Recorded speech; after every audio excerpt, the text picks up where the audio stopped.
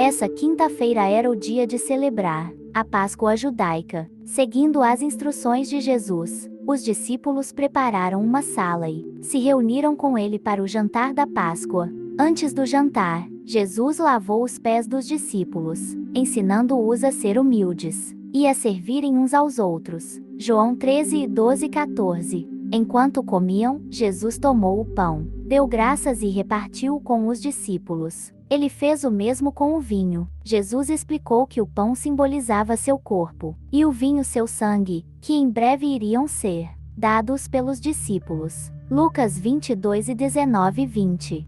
Ele ordenou que tomassem esses símbolos, para lembrar de sua morte, até sua vinda. Foi assim que surgiu a Santa Ceia.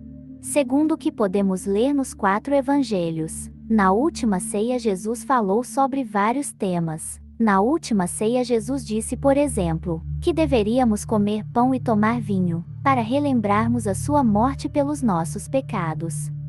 Jesus falou sobre a última Páscoa. Desejei ansiosamente comer esta Páscoa com vocês antes de sofrer, pois eu lhes digo, não comerei dela novamente até que se cumpra no reino de Deus. Jesus explicou o significado do pão e do vinho. Enquanto comiam, Jesus tomou o pão, deu graças, partiu e o deu aos seus discípulos, dizendo, tomem e comam, isto é o meu corpo. Em seguida tomou o cálice, deu graças e o ofereceu aos discípulos, dizendo, bebam dele todos vocês, isto é o meu sangue da aliança, que é derramado em favor de muitos, para perdão de pecados. Mateus 2:6 e 26-28. Jesus previu a traição de Judas. Digo-lhes que certamente um de vocês me trairá, alguém que está comendo comigo. Eles ficaram tristes e, um por um, lhe disseram, com certeza, não sou eu, afirmou Jesus. É um dos 12, alguém que come comigo, do mesmo prato. O Filho do Homem vai, como está escrito a seu respeito. Mas ai daquele que trai o Filho do Homem. Melhor lhe seria não haver nascido. Marcos 14:17-21. Jesus falou sobre quem era o maior, depois de uma discussão entre os discípulos, sobre quem era considerado o maior entre eles. Jesus disse: os reis das nações dominam sobre elas, e os que exercem autoridade sobre elas são chamados benfeitores. Mas, vocês não serão assim. Ao contrário, o maior entre vocês deverá ser como o mais jovem, e aquele que governa, como o que serve. Pois quem é maior, o que está à mesa, ou o que serve, não é o que está à mesa, mas eu estou entre vocês como quem serve. Vocês são os que têm permanecido ao meu lado durante as minhas provações.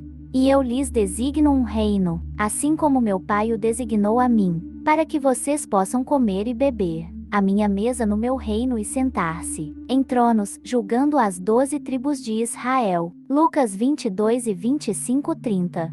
Jesus previu a negação de Pedro. Simão, Simão, Satanás pediu vocês para peneirá-los como trigo, mas eu orei por você, para que a sua fé não desfaleça, e quando você se converter, fortaleça os seus irmãos.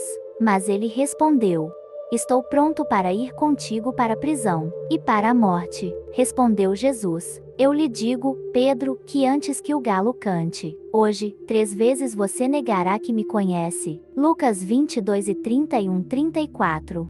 Jesus falou sobre ser glorificado. Agora o Filho do Homem é glorificado, e Deus é glorificado nele. Se Deus é glorificado nele, Deus também glorificará o Filho nele mesmo, e o glorificará em breve. Meus filhinhos, vou estar com vocês apenas mais um pouco. Vocês procurarão por mim e, como eu disse aos judeus, agora lhes digo, para onde eu vou, vocês não podem ir?